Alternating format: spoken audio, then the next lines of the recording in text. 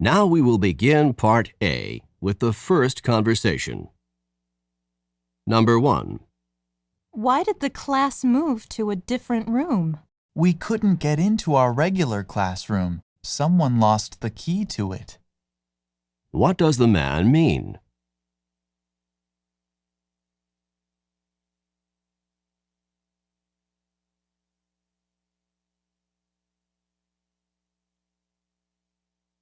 Number 2. Do you have the book that you borrowed from Jim? I need to use it. No, sorry, I don't. I already returned it to Jim. What does the woman mean?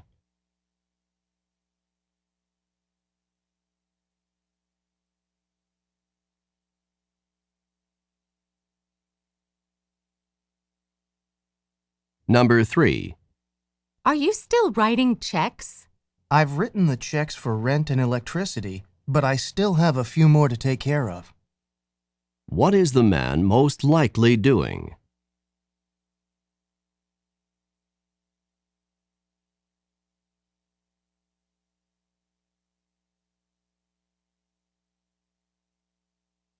Number 4. Should we leave for class now? But it's not time for class yet. What does the woman mean?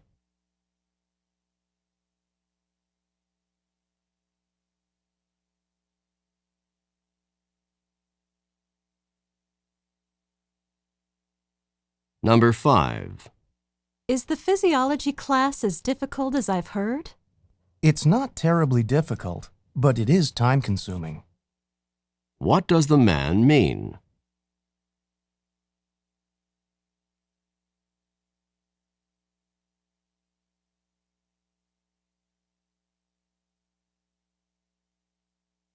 Number 6. These dorm rooms could certainly use a new coat of paint. I'll say, What does the woman mean?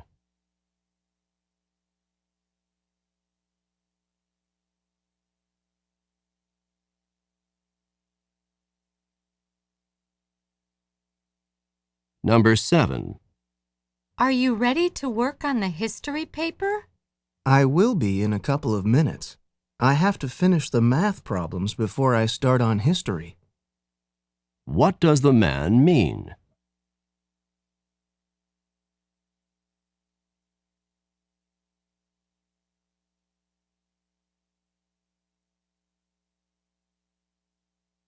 Number 8. Do you know where the file folders are? Sorry, I don't. They were moved, and now I don't know where they are. What does the woman imply about the folders?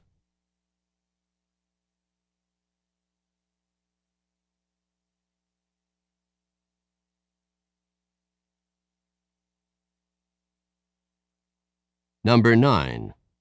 We seem to have a difficult problem to solve. The problem is not unrepairable. What does the man mean?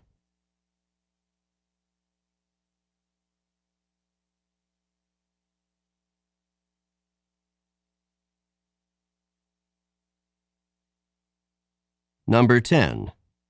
I hope we don't have a quiz today. I'm not really very prepared on the material for today. I don't think we will. This professor rarely, if ever, gives quizzes. What does the man mean?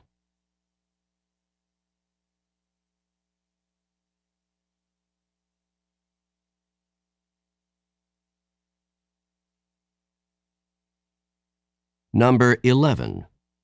Have you looked at the chemistry problem yet? Yes, and the problem was impossible to comprehend. What does the woman mean?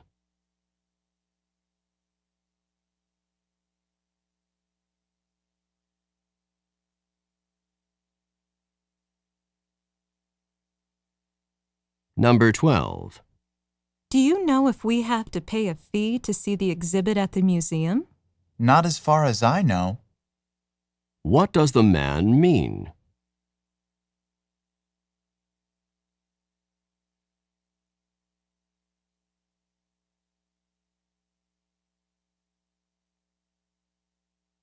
Number 13. I can't take the biology course I wanted to take this semester. It's at the same time as the chemistry course I have to take. Why not wait to take the biology course next semester? What does the man suggest about the biology course?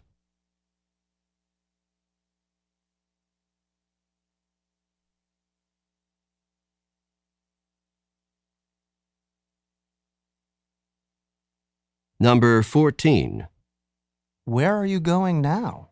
I'm heading to a talk by Dr. Barton. There's going to be a solar eclipse later this month. Dr. Barton's giving a talk on what to expect during the eclipse. Who is Dr. Barton most likely to be?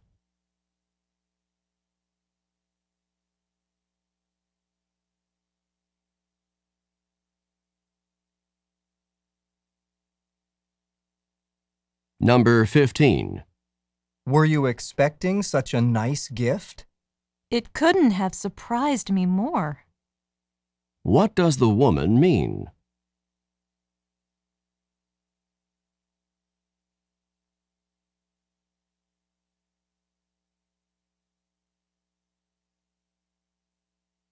Number 16.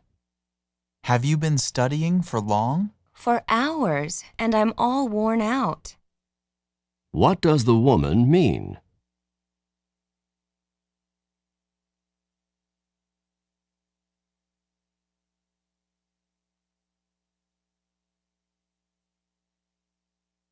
Number 17. Do you think that Tom's the one who should be selected for the team? Oh, he's head and shoulders above the rest. What does the man say about Tom?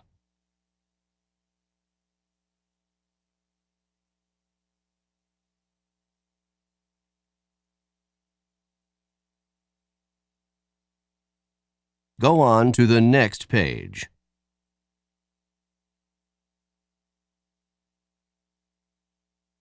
Number 18. Do you understand what we're supposed to do for tomorrow? Not really. The professor barely talked about the assignment. What does the man mean?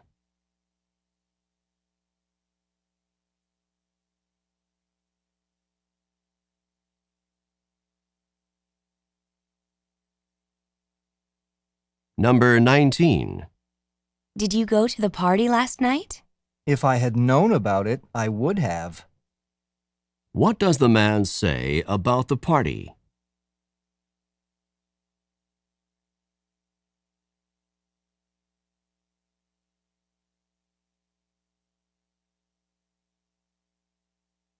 Number 20. Do you know what time it is? I just heard the clock strike noon. What does the woman mean?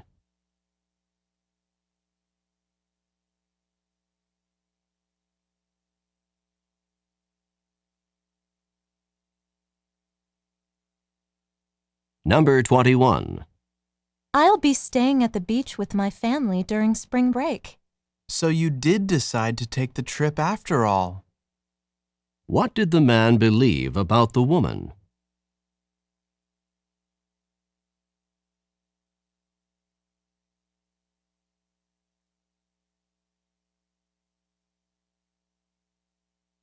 Number 22.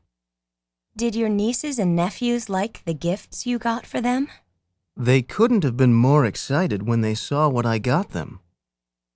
What does the man say about his nieces and nephews?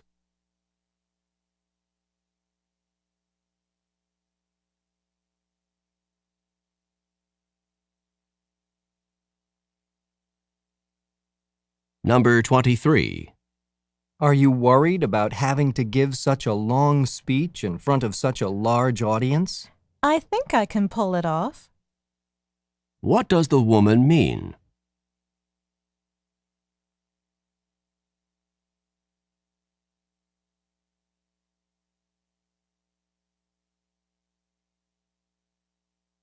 Number 24. There's a problem with your scholarship? Unfortunately, I forgot to sign and date the documents before I returned them to the scholarship office, so the scholarship has been held up. I need to go into the scholarship office to resolve the problem. What does the woman mean?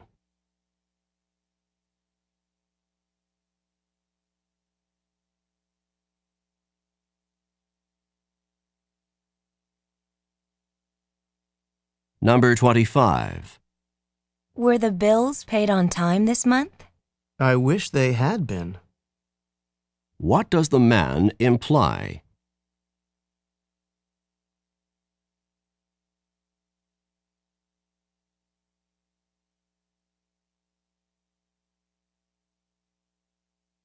Number 26. The lecture on the realities of entrepreneurship in the 21st century was really fascinating, wasn't it? I'm not sure if it was or not. I didn't understand a word. What does the man mean?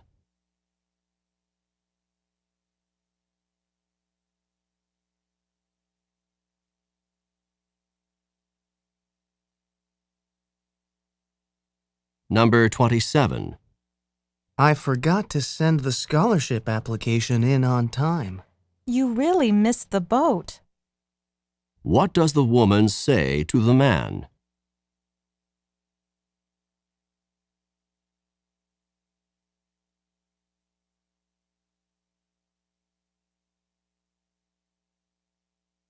Number 28. I don't think you heard what I said. It wasn't that I didn't hear what you said. It was that I didn't agree with it. What does the man mean?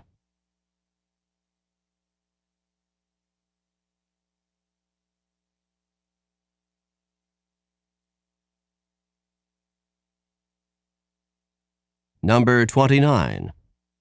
John will pick us up at 7:30 for the concert. That should give us plenty of time to get there. So John is going after all. What had the woman expected?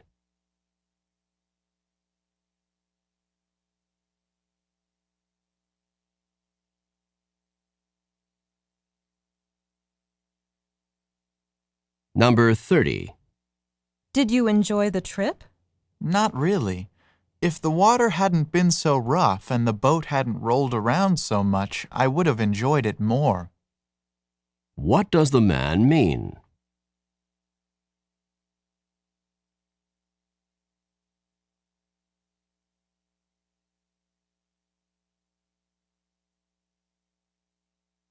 This is the end of Part A. Go on to the next page.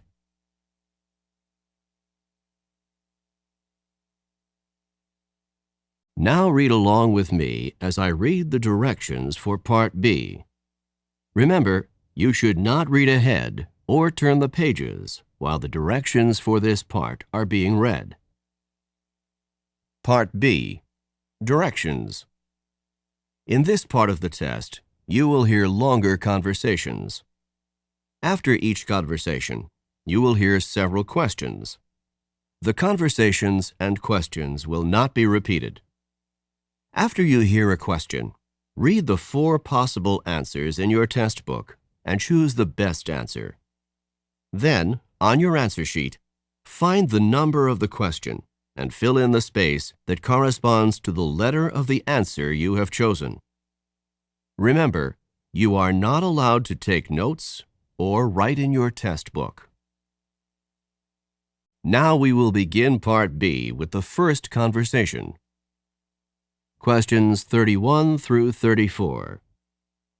Listen to a conversation about a college course. Hi, Mike. I've been trying to get in touch with you. I wanted to ask you about the Introduction to Sociology course you took last semester with Professor Patterson. Why did you want to know about that course?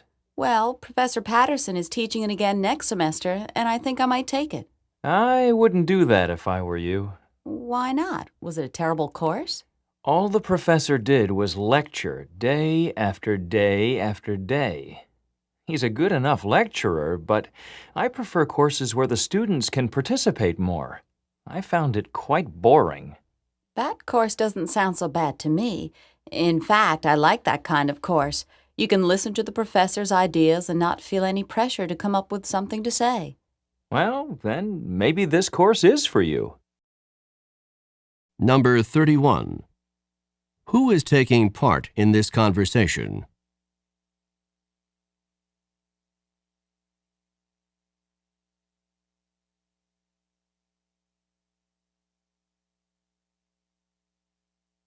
Number 32. Why does the woman want to talk with Mike?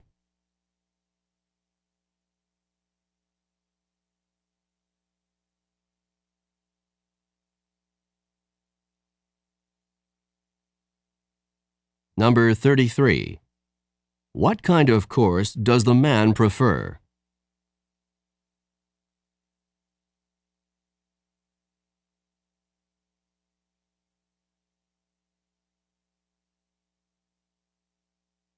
Number 34.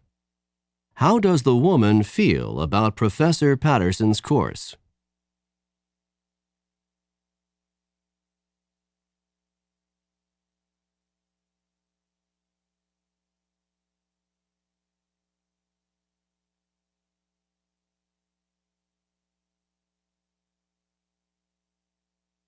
Questions 35 through 38. Listen to a conversation about a new solar energy plant. I was reading in last night's paper that the utility company wants to build a solar energy plant in the desert not far from here.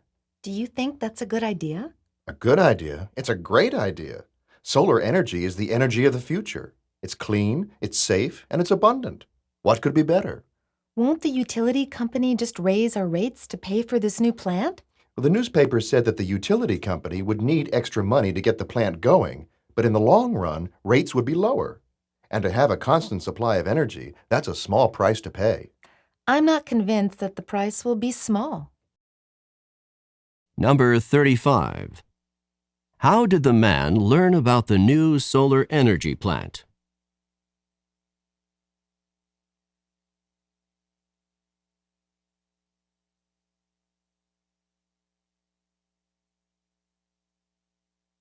Number 36.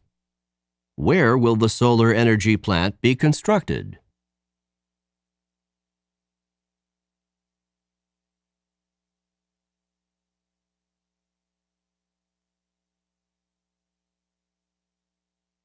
Number 37. According to the man, what is a benefit of solar energy?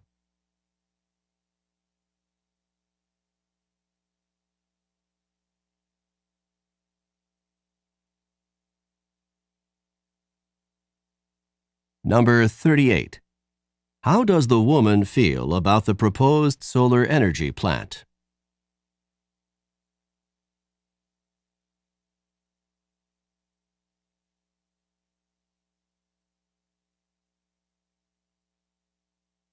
This is the end of Part B. Go on to the next page.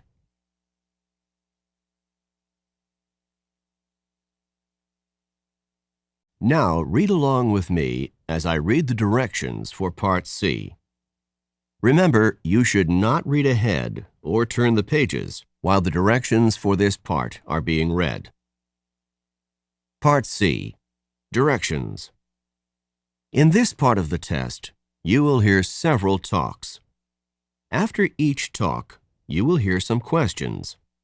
The talks and questions will not be repeated.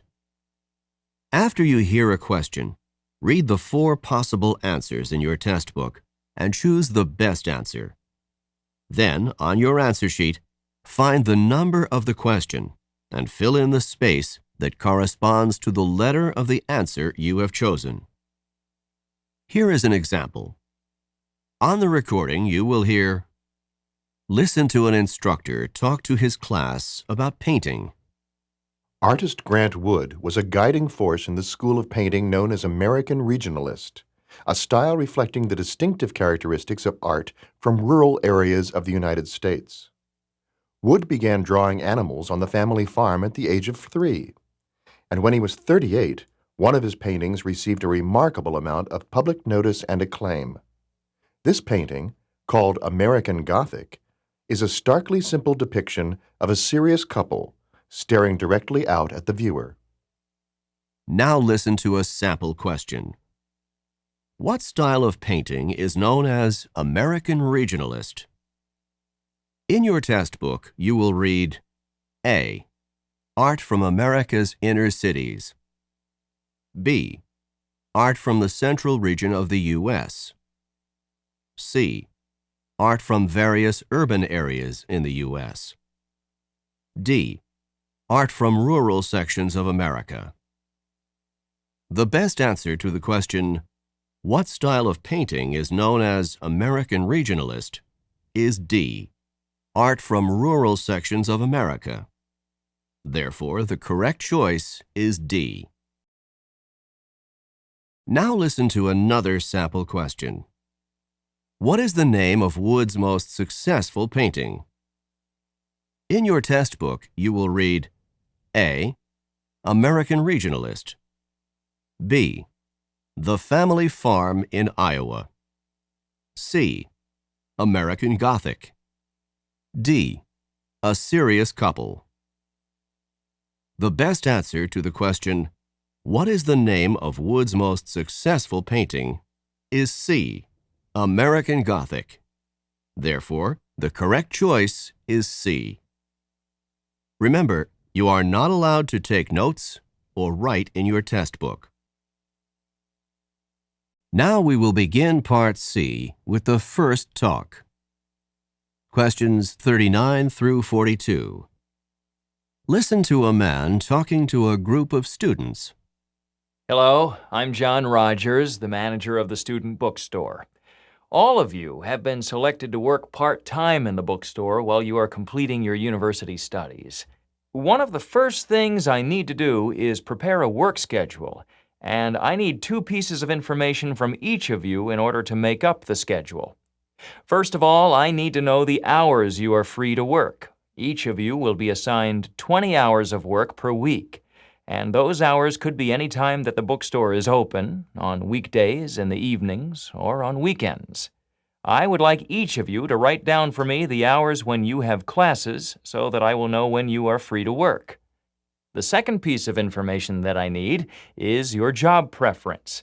Most of the jobs that are available are working as a cashier or stocking shelves with books. There are also a few positions working in the business office. Please write down which jobs you would prefer. I cannot promise that everyone will get the first choice when I make the schedule, but I will do what I can. Number 39. Who is John Rogers?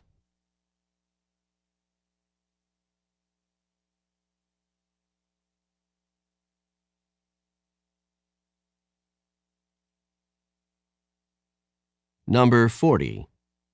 What does John Rogers need to do now?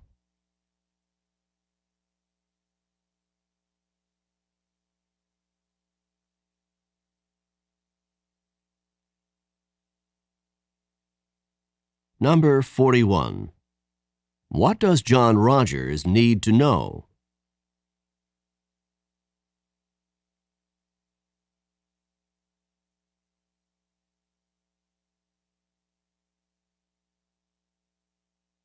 Number 42. Which is not mentioned as a possible job open to the students?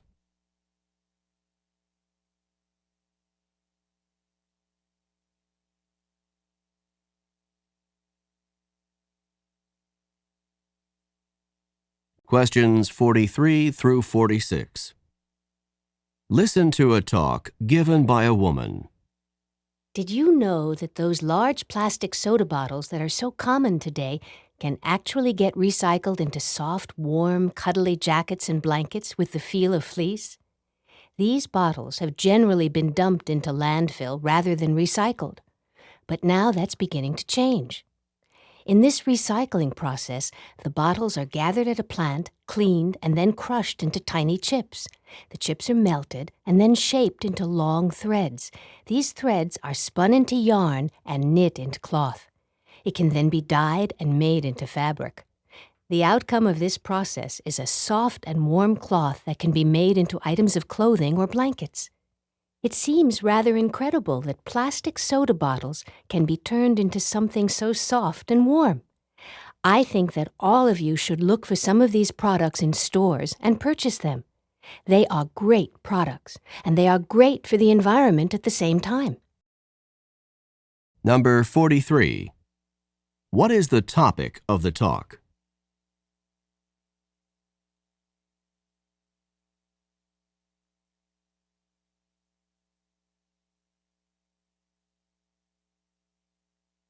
Number 44.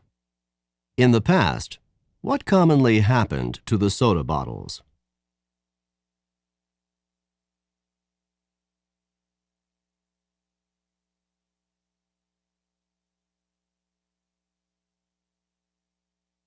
Number 45. What can be made out of the soda bottles?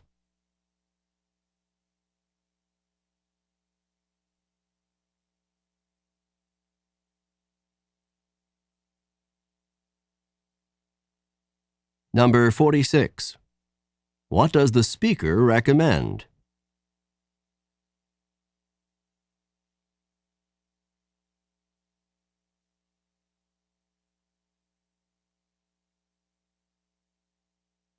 Questions 47 through 50. Listen to a talk on the first Transcontinental Railroad. The importance to the United States of the first Transcontinental Railroad cannot be overrated. This railroad had a profound effect on many aspects of American life, on communication, on transportation of agricultural products and livestock to market, and the settlement of the West, to name a few. But it was no easy feat to build such a railroad. The first Transcontinental Railroad was undertaken in 1862 by two competing railroad companies. The Union Pacific started in Omaha, Nebraska, and moved westward. The Central Pacific began in Sacramento, California, and moved eastward. Of the two, the Central Pacific had the more difficult task because it was faced with traversing the Sierra Nevadas. To lay tracks across these mountains, workers had to carve out footpaths on steep mountain faces and then use dynamite to blast out access for the railroad tracks. After years of dangerous and exhausting labor, the workers from the Central Pacific met up with the workers from the Union Pacific near Ogden, Utah on May 10, 1869. In an exuberant ceremony, the last of the tracks was nailed to the ground with a golden spike. The completion of the railroad marked the beginning of a new era in transportation. Number 47. Who built the first Transcontinental Railroad?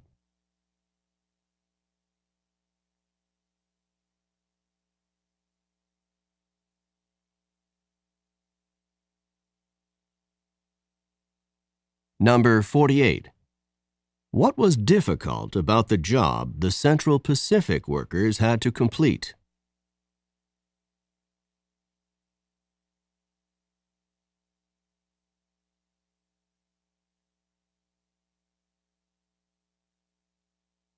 Number 49. How long did it take to complete the first Transcontinental Railroad?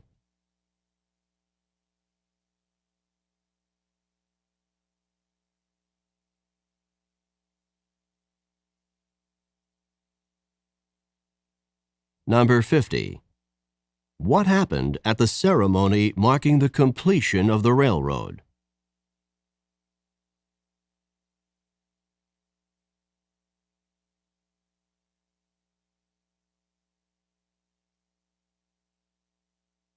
This is the end of Section 1.